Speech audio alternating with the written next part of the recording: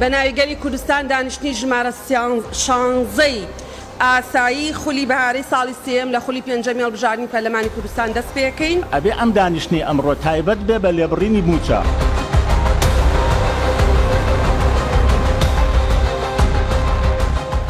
یعنی چۆن بەناحەق تۆ بڕیار بەسەر ئێمەدا دەی وەڵام من یەکباری خۆم ناچمە ژێر ئەو بڕیارە و پەنجە بە تای هەر کەسێکیش دا دەکەم کە بڵێ پارەی وەرگرتویان بەرتیلی وەرگرت. دڵنیا بە سەرۆکی پەرلەمانی داهاتۆم بڕیاری تۆڵەوە شێرێتەوە. ئەگەر کەسێک لە معاناتی خەڵکان نەژیابێ حتمما پلانیشی نییە بۆی کە دۆخەکە چارەسەرکە. من وەکو پارتیەک ئەو شایدە دەدەم کە پشتی شێر لە گەندەلی بەر پارتیوێکی دەکەوێت.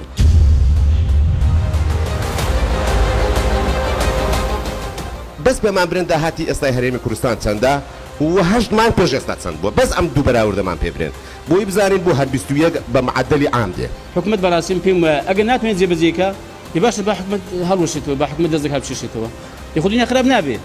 ئەمە هیچ جەنابتە کاک دکتۆر کەمال ئەفەرمووی با کاک شێغاوات وەڵام باتەوە داهاتی نەوت لە مانگی سێ کاک شێغاواتیش ئەفەرمووی با وەزارەتی سامنە سروشتەکان باتەوە. ئاوا شەفافیەت بەرقەرارەکەن.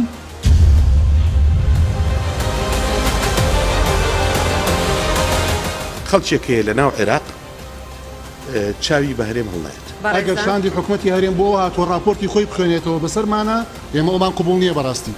پیرەمێردە کوتی کاکە یاسین لە پەرلەمانم دیتی قسەی جوانت کردن بەڵام قسە بە کەلک نایە کردار شەرتە.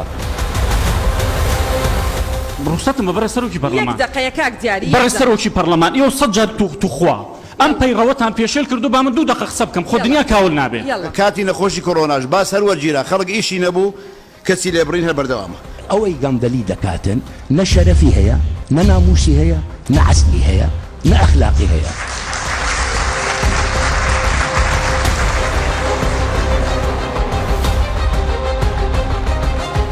تکا ئەکەم نەڵین پارە نییە. من تەحەدای حکوومەتەکەم داهاتی هەرێمی کوردستان بەشی 2 موچە ئەکات نەک 1 موچە. کە نرخی نەوت زیاد بوو وەزیری دارایی کوا پارەکەی کە زیاد بووە لەکوێیە؟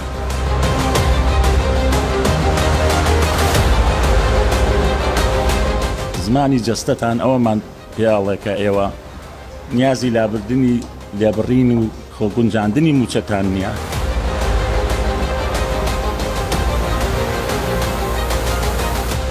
لە شەو ڕۆژێکی کۆبوونەوەی پەرلەماندا هەمووان گلەییان هەبوو ئەنجام چی بوو بڕیار و چارەسەر یان موزایەدە.